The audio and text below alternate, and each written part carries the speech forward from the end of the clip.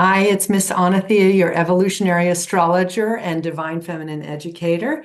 And I'm here to talk about the Venus vibes. It's a juicy month this month because Mars and Venus are going to be in communication very deeply throughout most of the month. Now, we have been in this birthing canal that is beginning to disperse, okay? And what I mean by birthing canal is that we've had a grouping of planets in the end of Pisces and the beginning of Aries. And today, May 1st, is Beltane. And magically, and Beltane is the Celtic festival that's halfway between the spring equinox and the summer solstice. It's a celebration of life, passion, sensuality, sexuality, fertility, and abundance. So people do ceremonies on this day. And this is the day, this is powerful because today, Venus is entering Aries. She magically, on the first day of this month, decided, I'm moving into Aries from Pisces. So, this birth canal that we've been in, Venus was going retrograde all the way through to Pisces and now coming back. And so she's been there with Saturn, with Mercury. I think Chiron was there too. And the North Node was there. Just this huge conference, global conference of birthing a new world. And where is that in your chart? Where are you birthing something new in your life? So that would be a deeper story for you to know where is Pisces and Aries in your chart. But that's what was happening. And it's now beginning to move. All the Pisces energy is moving into Aries. And Venus, well, Neptune and then Venus, March 30th, Neptune, the higher octave of Venus went into Aries from Pisces. And so then Venus just today went into Aries. And Pisces is more watery energy, just ease and flow, compassion and love, and a little bit of naivete, right?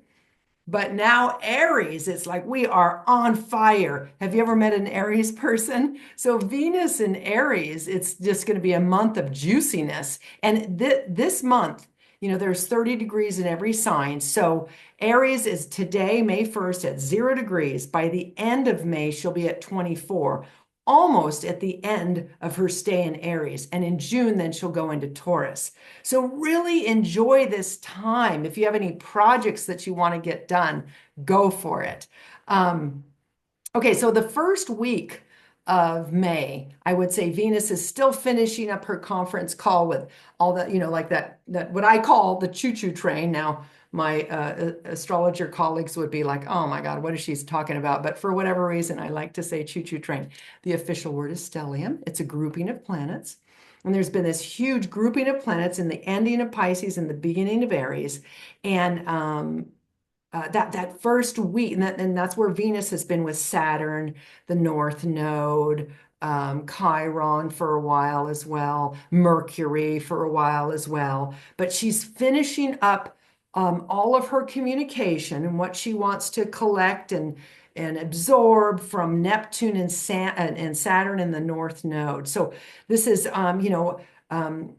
Venus going to a state of higher love because it was all in Pisces, and now she's kind of beginning to assert herself. So, how I'm talking about Venus, how, she's a person, I'm really talking and giving her a voice, wanting her to have a voice, and so that you can understand what she really wants to gift you. And that's why I'm doing it this way. So she's had this time with Saturn, like really, what do I need to learn in relationship and how can I be more compassionate in relationship? All of that. It's been, a little bit of a serious conversation and a very heartfelt deepening. And that's for the first month of May. And then for the rest of the month, the main and biggest influence is that Venus will be in trine, which is it's not a square. Squares are challenging. Oppositions can be challenging. It's a trine, and it doesn't mean it's going to be completely ease and flow, but trines are the same element. So Venus in Aries is going to be trine to Mars in Leo. And so these are two fire signs plus masculine and feminine energies. So this will create a lot of force, a lot of drive, a lot of charisma, People that want to get something done physically, this is a good energy for that as well. Your creative juices could come out inside of you. You could meet somebody and it could be very juicy and passionate. It's about, you could, a great time to flirt if you want to flirt. I'm just looking at my notes here.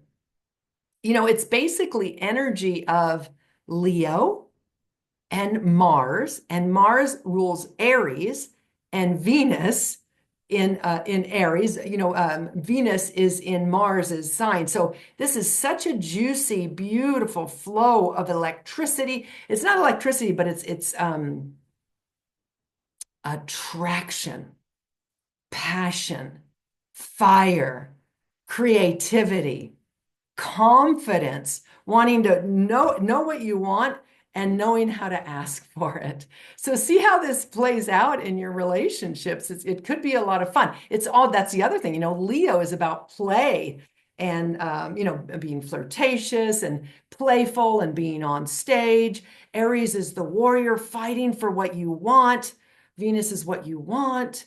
So it's going to be a really beautiful, fiery mixture. Now, how's it going to work out on the global stage?